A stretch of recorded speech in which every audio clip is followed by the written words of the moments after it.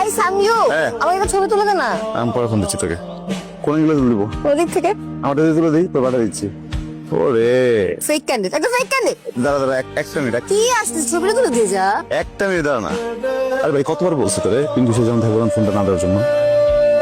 এই তুই কথা বলতে গেলে আমার সামনে কথা বলতে পারিস না? হ্যাঁ, তোর লুকাই কথা বলতে হবে কেন? ব্যবসায়িক ফোন তো।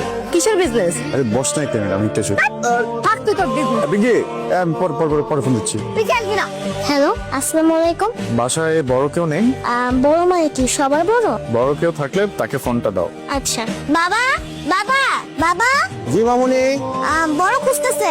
আমি তো আর বড় না, তুমি আসো। কে বড় খুঁজে মা? হ্যালো, আসসালামু আলাইকুম। জি বড় বলছিলাম।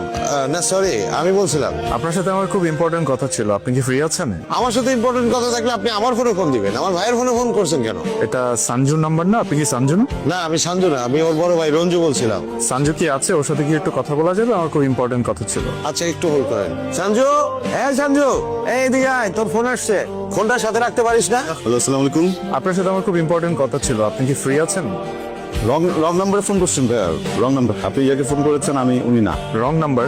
আমি তো রাইট নাম্বারে ফোন করেছি। আপনি সঞ্জু বলছেন রাইট? জি বলুন। সঞ্জু, আমি একজনকে ভালোবাসি, সো আমার মনে হয় আপনি যদি এই ডিলটা করতে পারেন আপনার ক্যারিয়ারের সবচেয়ে বেশি অ্যামাউন্টের কাজ আপনার এটা হতে যাচ্ছে। ভাইয়া আপনি বললাম না রং নাম্বারে ফোন করছেন, আমি আপনাকে পরে বুঝাই বলতেছি আপনি কেন রং নাম্বারে ফোন করছেন। হ্যাঁ আমি এখন মানে রং নাম্বার ভাইয়া, প্লিজ। আসসালামু আলাইকুম।